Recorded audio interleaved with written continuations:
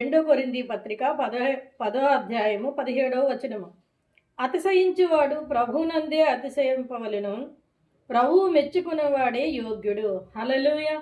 ప్రియమైన దేవుని బిడ్డ, నీకు అతిశయం ఉందా? నువ్వు అతిశయించాలని అనుకుంటున్నావా? అయితే నీ అతిశయము దేవుని బట్టే ఉండాలి. నీకున్న ధనాన్ని బట్టో, అందాన్ని బట్టో, బలాన్ని బట్టో, ఇంకా దేన్నో బట్టి నువ్వు అతిశయించొద్దు.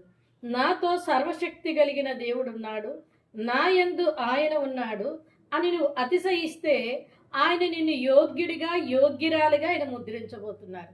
ఎందుకంటే ప్రభువును బట్టి మనం అతిశయించాలి.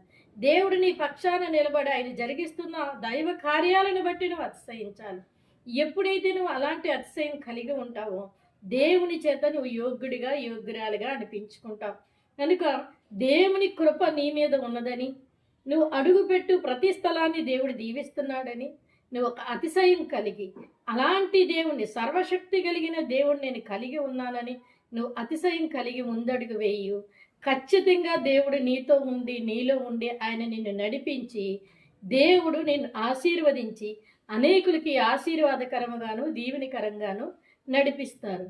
నీకున్న ఆ యొక్క బాహాటాన్ని చూసి నువ్వు అతిశయించొద్దు. అలాంటి అతిశయం నీలో ఉంటే తొలగించుకో. దేవుని యందు నువ్వు అతిశయపడు. ఆ అతిశయం నేనేం చేస్తుందంటే యోగ్యుడిగా, యోగ్యురాలిగా ఎంచుతూ ఉంటుందన్నమాట. కనుక నువ్వు అరుణోదయాన లేచిన వెంటనే ఈ వాక్యాన్ని పట్టుకొని ప్రార్థన చేసుకొని నీ జీవితాన్ని ప్రారంభించు. దేవుడు త్వరలోనే నిన్ను యోగ్యుడిగా, యోగ్యురాలిగా ఆయన ఎంచబోతున్నారు. ఆమేన్.